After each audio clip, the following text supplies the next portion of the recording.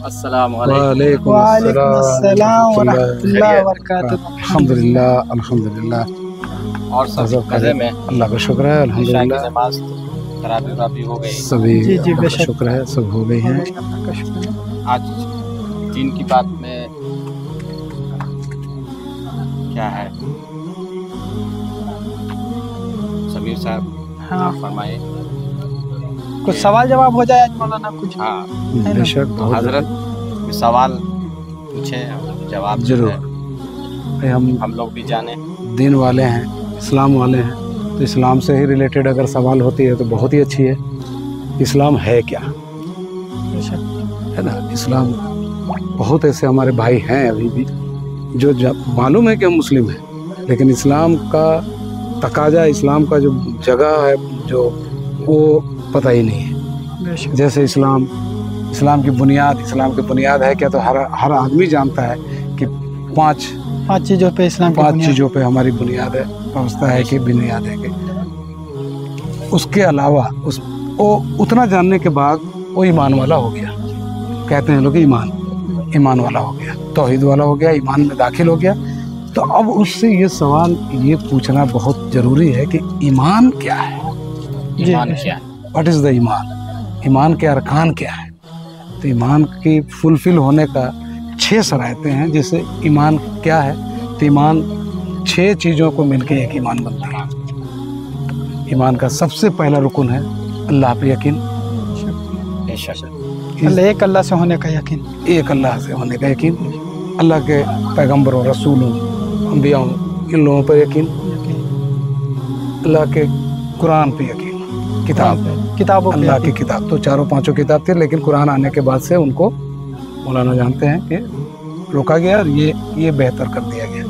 अल्लाह के किताबों पे यकीन 3, चौथा अल्लाह के फरिश्तों पे यकीन, अल्लाह के फरिश्तों पे 4, पांचवा क़यामत के दिन पे यकीन, क़यामत के दिन पे बेशक।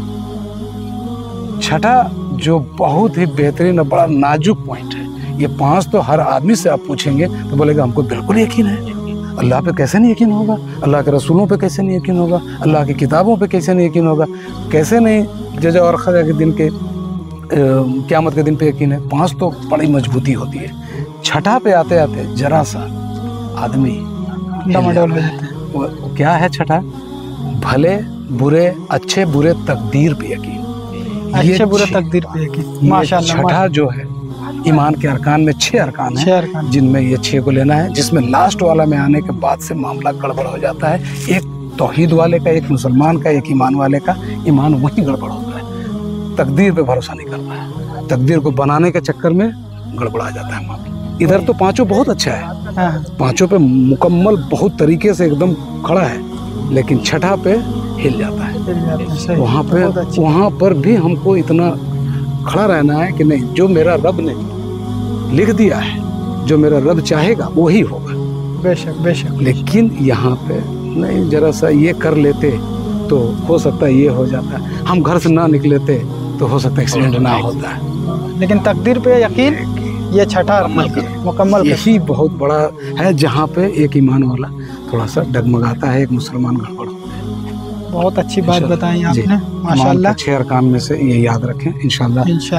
इस पे ईमान की सिफत क्या है? ईमान की सिफत, आप अगर जो इस्लाम के 5 अरकान पूरे कर लिए हैं तो ये तो कंफर्म हो गया कि ईमान वाला हो गया है, ईमान वाला है, ये ईमान इसकी मजबूत हो गई है। ईमान की सिफतों में अगर हम सब पे, ये 6 अरकानों पे अगर पूरी तरीके से मुकम्मल खड़े रहते हैं तो मेरा ख्याल से इसके अरकान भी पूरे हो रहे हैं और मजबूती भी है। अगर इससे और बेहतर रोशनी अगर आप हमारे काबिल। तकवा के बारे में जिक्र आता है कि तकवा क्या है। अभी जमात आई हुई थी तो उसने ये सवाल पूछा कि तकवा क्या है, और आज के जवानों में ये तकवा जो चीज़ है ये नहीं पाई जाती है। मतलब नफ्स को मारना, नफ्स पे काबू करना, हाँ, वो उसको तकवा कहते हैं। और ये आज के हम लोग जवान लोगों में जो है नफ्स को हम लोग नहीं मारते हैं।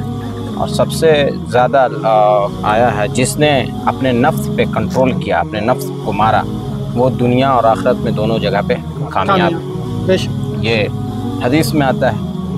और अभी रमज़ान का महीना है, सबसे ज़्यादा इंसान को, जवान को अल्लाह के नज़दीक जो है झुकने का दिन है।